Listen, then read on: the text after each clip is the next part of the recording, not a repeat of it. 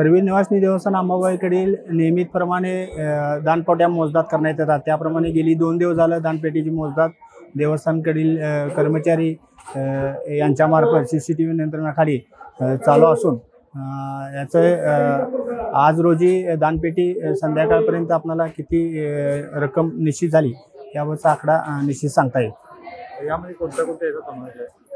आता सध्या सुट्ट्या संपल्या असल्यामुळे परकीय चलन थोड्या प्रमाणात आहे, नाणी नोटा यांचा समावेश आहे। अशाच ताज्या अपडेटसाठी महासत्ता न्यूजला सबस्क्राइब करा।